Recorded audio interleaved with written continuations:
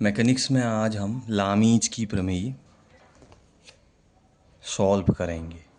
इससे पहले लामी की प्रमेय मैंने आप लोगों को क्लास में बता दी है, बट एक बार और मैं बता देता हूँ। ठीक है, मैंने बताया था यदि किसी बिंदु पर तीन बल इस प्रकार कार्य करें कि वे साम्यावस्था में हों, किसमें हों? साम्यावस्था में हों, तो प्रत्येक बल शेष दो बलों के बीच के कोण की ज्या के समानुपाती होता है। ये लामी की प्रमेय है।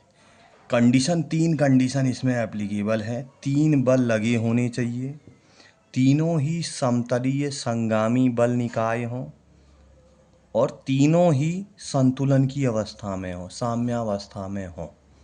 तो मैंने बताया था समतली संगामी बल निकाय के लिए साम्यावस्था की दो कंडीशन थी, summation f x 0, summation f y 0 और आर इक्वस टू 0। परिणामी बल का मान क्या होगा? 0 होगा। तो इस फिगर में, चित्र में तीन बल P, Q, R किसी बिंदु O पर कार्यरत हैं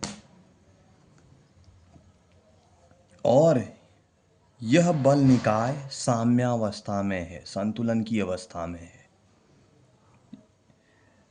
तो तब की कंडीशन में ज्या साइन रूल से P upon sine alpha equals to Q upon sine beta equals to R upon sine gamma, ये होना चाहिए।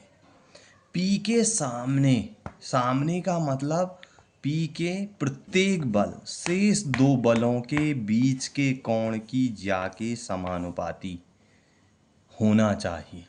ये लामीज थ्योरम है। ठीक है, तीन कंडीशन मेन है। पहली कंडीशन, तीन बल कार्य करने चाहिए।